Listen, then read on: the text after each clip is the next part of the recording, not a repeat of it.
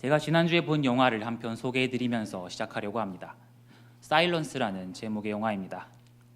이 영화는 엔도 슈사코의 침묵이라는 소설을 원작으로 하는 작품으로서 17세기 일본에서 기독교에 대한 박해가 절정에 이르렀을 때의 상황을 시대적 배경으로 하고 있습니다.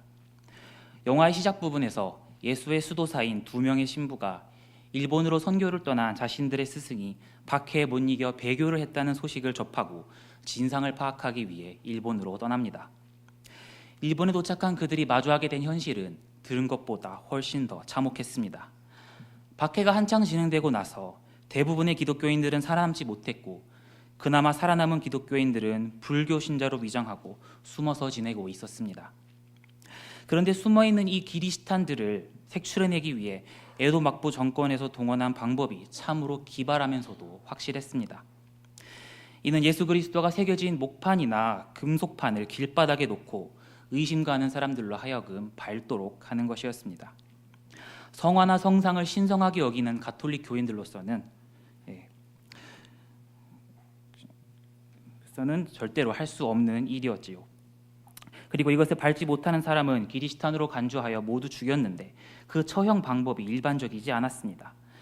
나가사키의 유황 온천으로 그들을 데리고 가서 펄펄 끓는 온천수를 구멍 뚫린 통에 담아 그들의 몸에 천천히 흘려보냈습니다.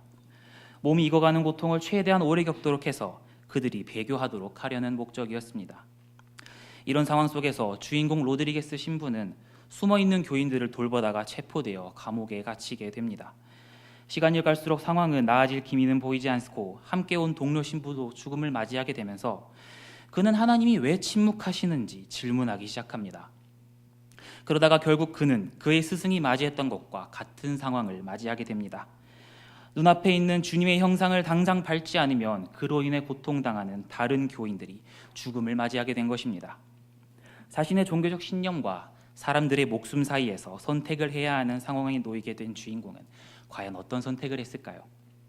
그 선택의 결과는 스포일러가 되기 때문에 말씀드릴 수 없을 것 같습니다. 궁금하신 분들은 직접 영화를 보시기를 바랍니다. 영화와 소설의 제목이기도 한 사일런스, 즉 침묵은 하나님의 침묵을 뜻합니다. 영화 내내 주인공인 로드리게스 신부는 침묵하시는 하나님에게 끊임없이 질문을 합니다. 하나님을 믿는 사람들이 이렇게 고통당하고 있는데 하나님께서는 도대체 왜 침묵하시는가? 그 침묵 앞에서 우리는 어떻게 해야 하는가? 이러한 실존적 고민 앞에서 그는 자신이 그 전까지 확고하게 가지고 있던 신념이 흔들리는 것을 깨닫고 혼란스러워합니다.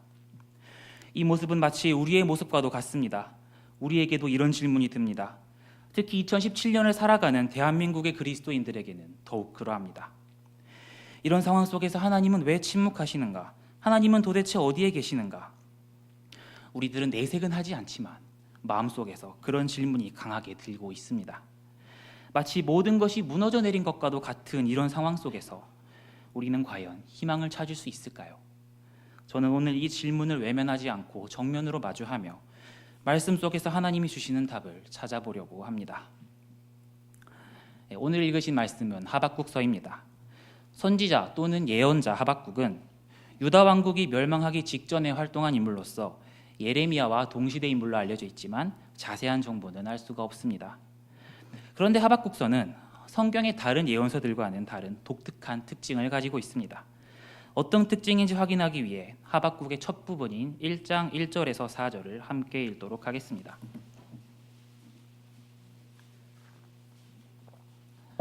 1장 1절에서 4절을 교독하도록 하겠습니다.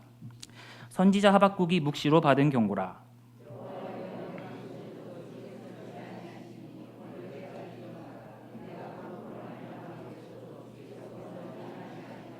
어찌하여 내게 죄악을 보게 하시며 패역을 눈으로 보게 하시나이까? 겁탈과 광포가 내 앞에 있고 변론과 분쟁이 일어났나이다.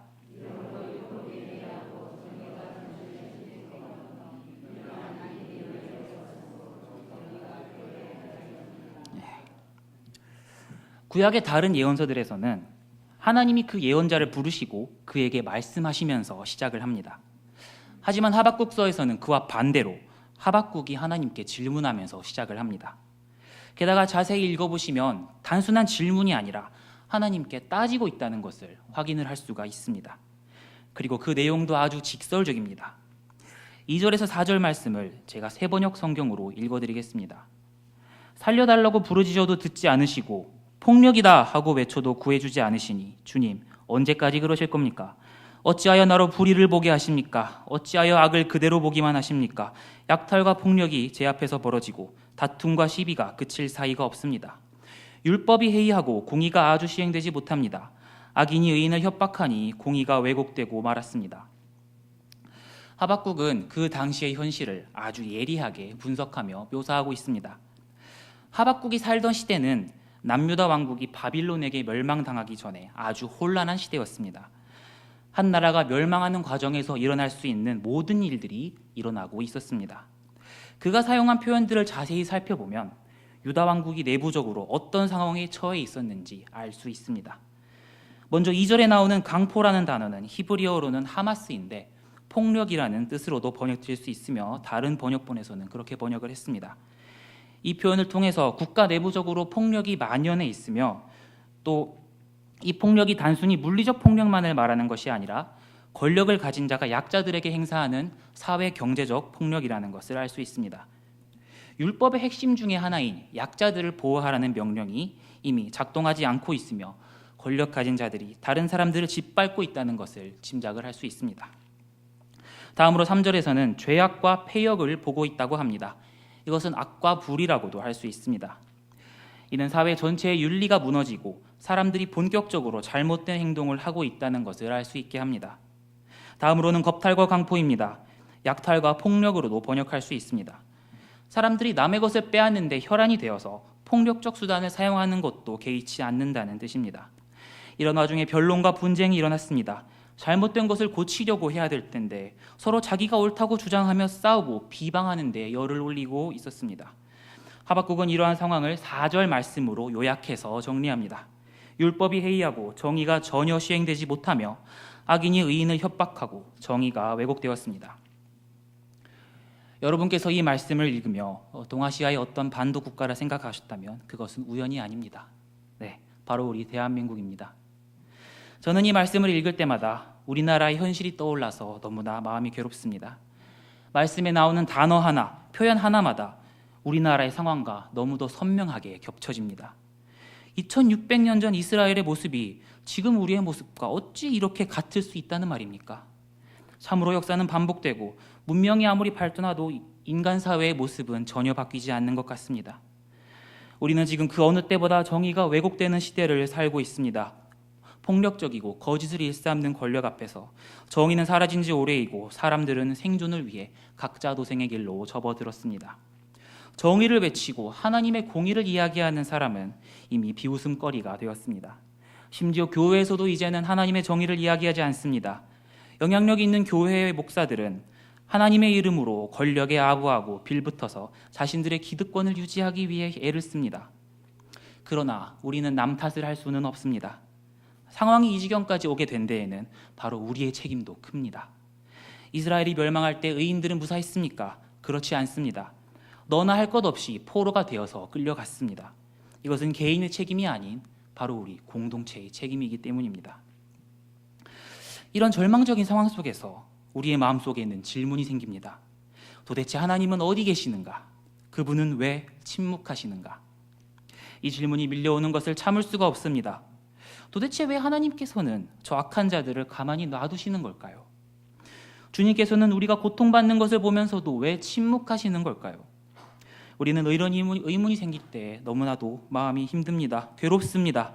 내가 믿는 하나님은 정의로운 분이신데 왜 이렇게 놔두실까 고민이 들며 때로는 믿음이 흔들리기도 합니다. 네, 이런 마음은 어찌 보면 당연한 것인지도 모르겠습니다. 우리가 이런 실존적 고민 앞에 맞닥뜨렸을 때 하나님에게 의문이 드는 것은 믿는 사람이라면 어찌 보면 다 자연스러운 반응입니다. 우리만 그런 것이 아닙니다. 지난 역사를 통틀어 사회의 위기나 역사적 변곡점에서 믿음의 선배들은 끊임없이 하나님께 의문을 제기했고 그럴 때마다 신학은 발전되어 왔습니다. 성경에서도 마찬가지입니다. 이스라엘 민족이 위험에 처하고 신앙의 위기를 맞을 때마다 예언자들은 하나님께 의문을 제기했습니다. 그 중에 대표적인 인물이 바로 하박국입니다. 하박국은 자신이 처한 상황을 도저히 견딜 수가 없었습니다. 자신의 조국이 멸망하기 직전의 상황에서 그는 다른 예언자들처럼 하나님의 말씀을 기다리고 있을 수 없었습니다. 그래서 그는 하나님께 적극적으로 질문합니다. 아니, 대놓고 따집니다. 하나님, 어떻게 그럴 수가 있습니까? 언제까지 그러실 겁니까? 하박국은 왜 이렇게 하나님에게 따졌을까요? 그의 성격이 더러웠기 때문일까요? 아닙니다. 그는 그만큼 시대에 대한 아픔을 가슴속에 깊이 가졌기 때문입니다. 하나님께 질문하고 따지는 것은 불경한 일이 아닙니다. 믿는 사람이라면 마땅히 하나님께 질문하고 그분의 뜻을 구해야 합니다. 물론 그 과정에서 마음이 격해지고 원망하며 따질 수도 있지만 괜찮습니다. 하나님께서는 우리의 그런 모습도 다 받아주십니다. 그리고 성경은 점잖고 조용한 책이 아닙니다. 미가서 2장 1절에서 2절의 말씀을 제가 읽어드릴 텐데 본문의 의미를 살려서 번역한 공동번역으로 읽어드리겠습니다. 망할 것들, 권력이나 쥐었다고 자리에 들면 못된 일만 꾸몄다가 아침 밝기가 무섭게 해치우고 마는 이 악당들아, 탐나는 밭이 있으면 빼앗고 탐나는 집을 만나면 제 것으로 만들어 그 집과 함께 임자도 종으로 삼고 밭과 함께 밭주인도 부려먹는구나. 하나님의 마음이 느껴집니까? 미가는 하박국보다 이전 시대의 사람이지만 상황은 비슷했던 것 같습니다. 이렇게 예언자들이 활동했던 시기는 지금처럼 사회 구조적인 문제가 극에 달하여 희망이 보이지 않는 시기였습니다. 우리는 최근 몇 년 사이에 희망을 잃어버리기 시작했습니다. 하나님께 질문하기 시작했습니다. 아마도 우리가 본격적으로 희망을 잃어버린 것은 세월호 참사를 겪고 나서인 것 같습니다. 그때 이후로 우리는 충격받았고 분노했으며 희망을 잃어버렸습니다. 누군가에게 세월호 참사는 슬프긴 하지만 흔히 일어나는 사고일 뿐이고 너무나 정치적인 이야기가 되어서 이제는 듣기 싫은 이야기일지도 모릅니다. 저도 한때는 그렇게 생각한 적도 있었지만 지금은 그렇지 않습니다. 이와 관련하여 제가 작년에 겪은 부끄러운 경험을 여러분과 함께 나누고자 합니다. 얼마 전에 진행되었던 청문회에서 세월호 참사 당일의 행적에 대해 질문받은 사람들은 대부분 기억이 나지 않는다고 대답하는 것을 보셨을 겁니다. 이에 대해 어떤 국회의원이 대한민국의 사람들은 2014년 4월 16일 그 충격적인 날의 기억을 잊지 못한다고 하였습니다. 그런데 제가 바로 그 날을 기억하지 못하는 사람 중에 한 명입니다. 그 당시에 저는 학교를 졸업하고 일하고 돈 버느라 정신없이 살고 있었습니다. TV나 뉴스를 챙겨볼 시간도 없었습니다. 그래서 사건 당일에는 사고가 일어났다는 것조차도 몰랐습니다. 그리고 다음 날의 소식을 들었을 때에도 그저 대한민국에서 안전불감증으로 인해 흔히 일어나는 사고인 줄 알았습니다. 하지만 나중에 알고 보니 그게 아니었습니다. 해야 할 일들이 이루어지지 않았고 구할 수 있는 아이들을 구하지 않아서 무고한 희생자가 발생한 사건이었습니다. 저는 이로 인해 슬프기는 했지만 거기까지였습니다.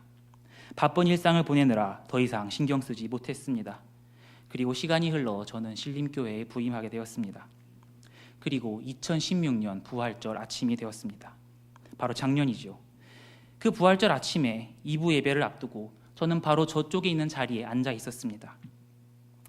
예배를 앞두고 기도를 하는데 제 마음속에 어떤 마음이 물밀듯이 밀려왔습니다. 저는 처음 겪는 일이라 당황스러운 마음에 참아보려 했으나 그 마음을 멈출 수가 없었습니다. 그것은 바로 세월호 유가족들을 향한 마음이었습니다. 저는 공감이 느린 사람이라 타인의 아픔을 마음으로 받아들이는 것이 쉽지 않은 사람입니다. 그런데 유가족들을 생각하는 제 마음이 너무나도 아팠습니다. 그리고 간절한 기도가 나왔습니다. 부활하신 주님의 위로와 능력과 희망이 세월호 유가족들에게, 그리고 유가족이 되는 것이 소원인 미수습자 가족들에게 임하기를 간절히 기도했습니다. 눈물을 멈출 수가 없었습니다. 그리고 그들의 아픔이 저의 아픔이 되었습니다. 바로 이 자리에서 겪은 그 경험은 제 마음을 변화시켰습니다. 2016년 부활절의 그 아침을 저는 평생 잊지 못할 것입니다. 그들의 아픔이 제 아픔이 되기까지 무려 2년이 걸렸습니다. 저는 정말 공감이 느린 사람이지요. 저는 아직도 주님께서 저에게 왜 그렇게 늦게 마음을 주셨는지 알지 못합니다. 그러나 그때부터 저는 그들이 있는 모임과 현장에 나갈 수 있었습니다. 그들과 만나고 이야기할 수 있었습니다. 그들은 교회로부터 상처받고 거절당한 사람들이었습니다. 어떤 목사는 그들에게 이렇게 말했습니다. 가난한 집 아이들이 수학여행을 경주 불국사로 갈 것이지 왜 제주도로 배를 타고 가다 사고를 당하는지 모르겠다. 또 어떤 명성이 있는 교회의 목사는 나라가 침몰하려고 하니 하나님께서 이 애들을 침몰시키면서 기회를 준 것이라고 하였습니다. 목사라 불리는 자들이 하나님의 이름으로 이런 망언을 일삼았습니다. 그러나 오히려 저는 현장에 가서 느꼈습니다. 절망하고 눈물 흘리는 바로 그 자리에서 하나님께서는 울고 계셨습니다. 바로 그 자리에서 함께 울고 계신 것입니다. 그러한 하나님의 마음을 느끼고 나서 저는 지금까지 가지고 있던 질문에 대한 조금의 실마리를 얻을 수 있었습니다. 물론 그것이 우리의 질문에 대한 완전한 답변은 될 수가 없습니다. 여전히 현실은 절망적이고 앞길은 컴컴하여 희망이 보이지 않습니다. 조금 전에 뉴스에 따르면 탄핵 심판에 대한 결론이 이틀 후에 난다고 합니다. 이 재판에 대한 국민 여론은 압도적이긴 하지만 찬성과 반대 양측이 첨예하게 맞서고 있습니다. 어떤 결론이 나오든지 간에 앞으로 우리에게 큰 영향을 줄 것이 자명합니다. 그러나 어떤 결과가 나오더라도 그로 인해 우리 사회의 근본적인 문제가 해결되지는 않을 것입니다. 최근에 일어난 국정농단 사태는 문제의 원인이 아니라 현상입니다. 우리 사회가 가지고 있는 근본적인 문제 때문에 일어난 현상입니다. 이 문제가 해결되지 않으면 이런 사태는 앞으로도 계속 일어날 수밖에 없습니다. 이 문제의 뿌리는 바로 사람이 사람 위에 있어도 된다는 생각입니다.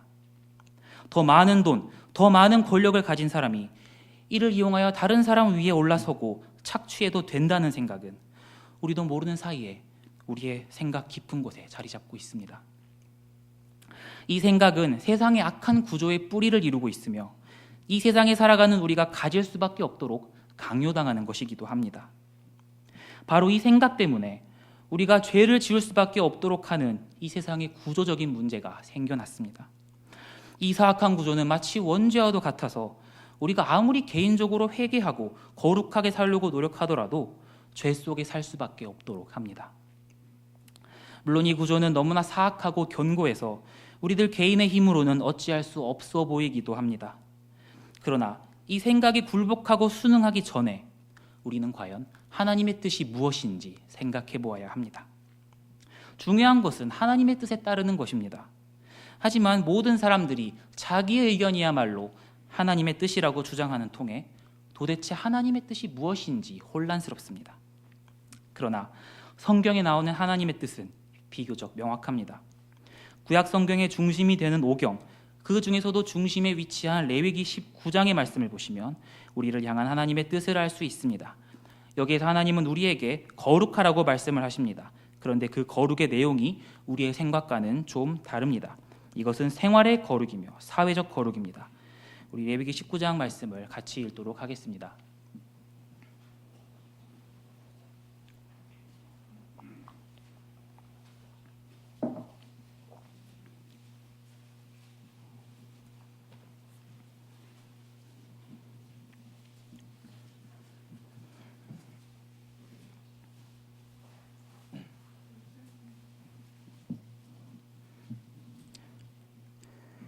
레위기 19장 말씀 먼저 9절과 10절을 함께 읽도록 하겠습니다.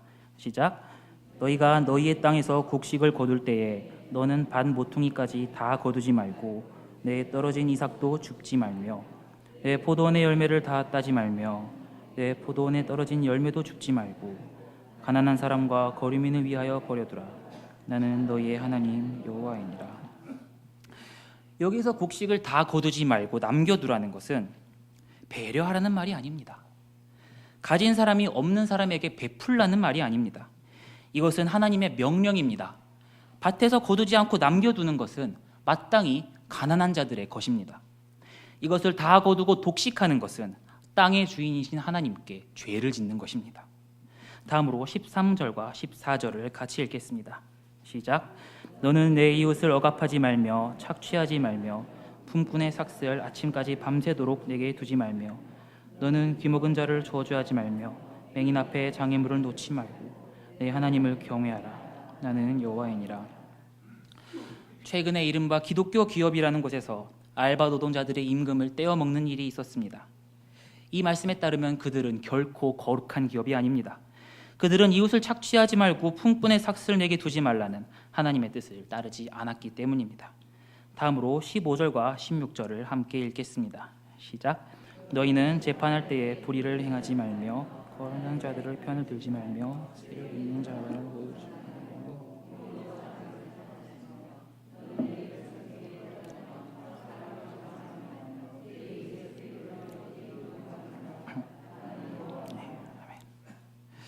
조만간 내려질 헌법재판소의 판결이 이 말씀대로 불의를 행하지 않고 한쪽 편을 들지 않고 공의로운지 한번 지켜봐야 할 것입니다.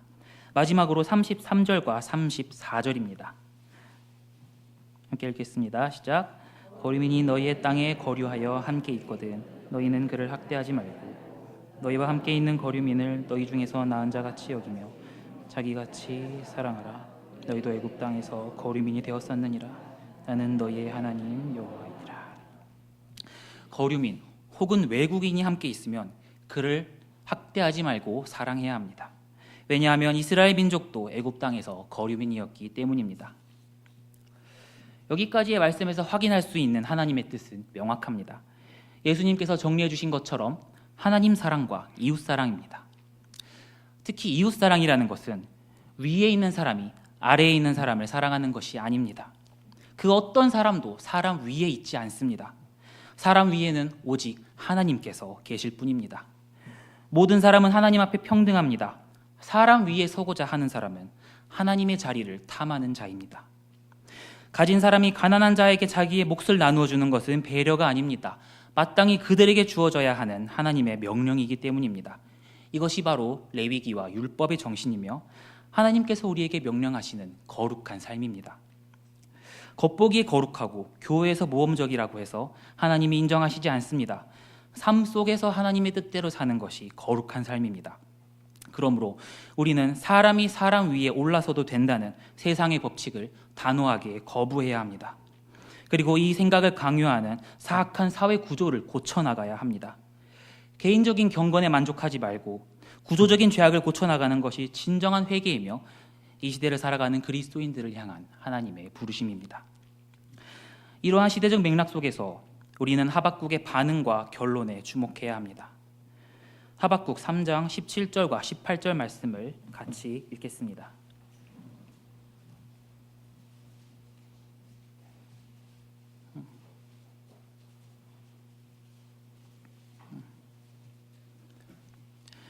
네, 17절과 18절 같이 읽겠습니다. 시작.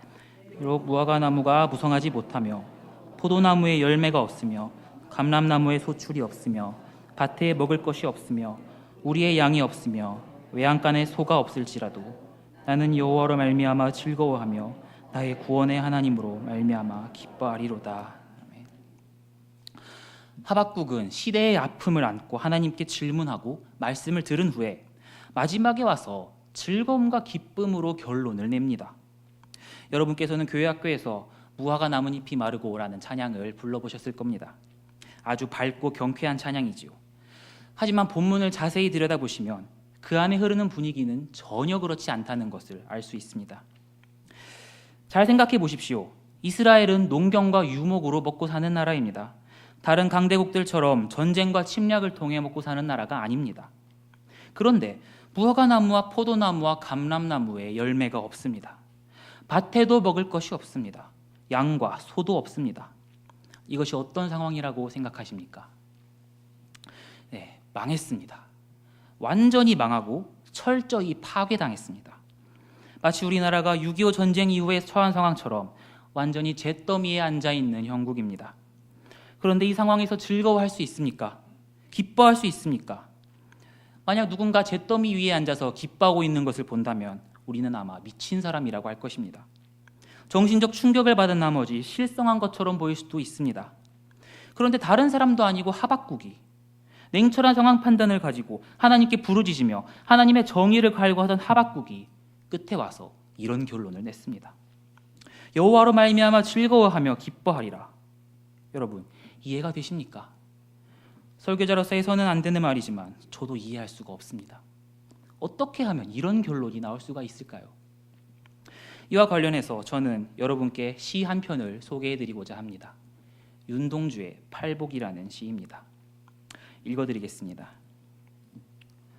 슬퍼하는 자는 복이 있나니, 슬퍼하는 자는 복이 있나니, 슬퍼하는 자는 복이 있나니, 슬퍼하는 자는 복이 있나니, 슬퍼하는 자는 복이 있나니, 슬퍼하는 자는 복이 있나니, 슬퍼하는 자는 복이 있나니, 슬퍼하는 자는 복이 있나니, 저희가 영원히 슬플 것이요. 윤동주는 지금보다 더 어두운 시절인 일제강점기를 살아가며 침묵하시는 하나님과 보이지 않는 하나님의 정의에 대해 깊이 괴로워하며 이 시를 썼습니다. 이 시의 핵심적인 감정은 슬픔입니다.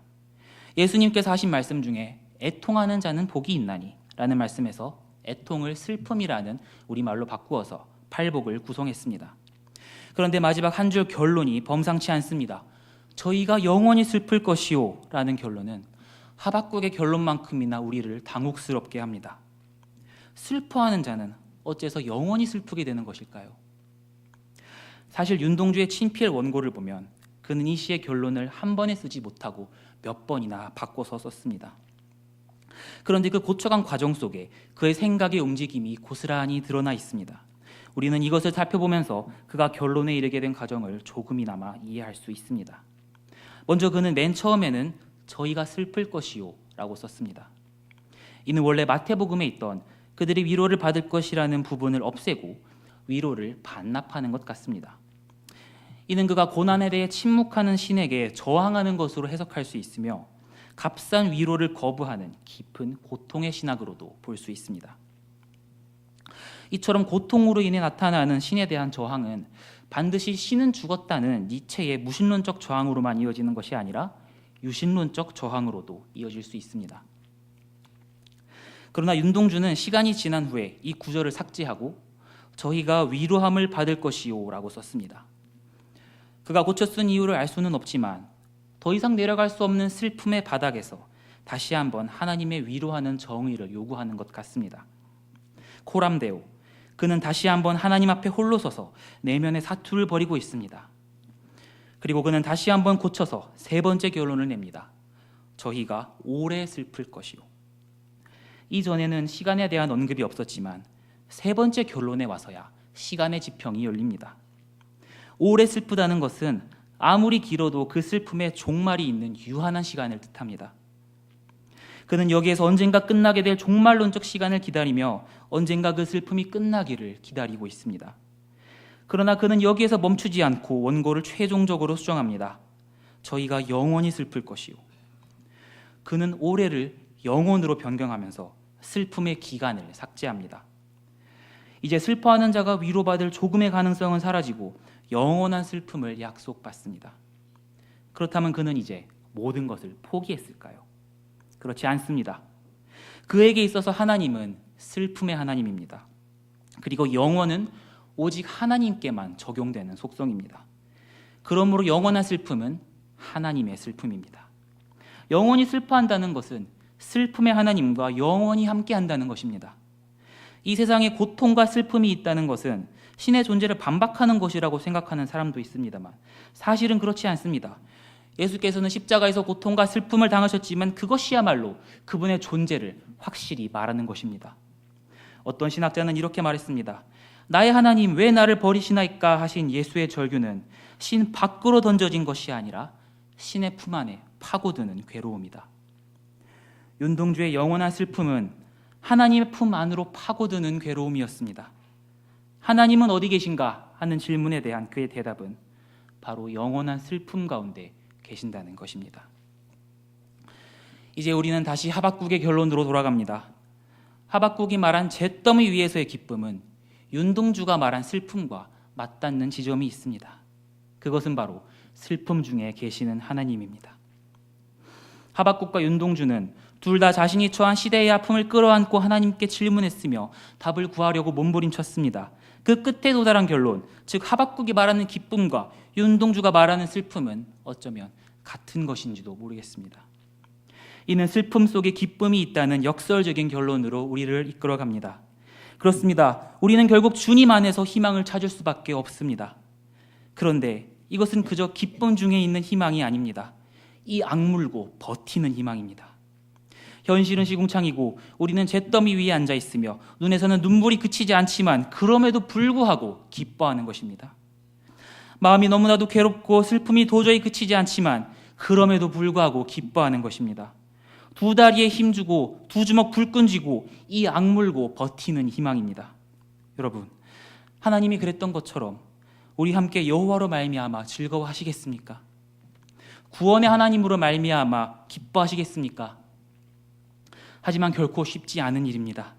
혼자서는 불가능한 일일지도 모릅니다. 마음이 너무나 괴롭고 눈에서는 눈물이 그치지 않을 것입니다. 하지만 우리 함께 이 잿더미 속에서 손잡고 버팁시다. 하나님의 정의가 실현되길 바라며 희망을 바라봅시다. 우리가 아직 희망을 바라볼 수 있는 이유는 침묵하시는 하나님께서 우리의 고통과 슬픔 중에 계시기 때문입니다.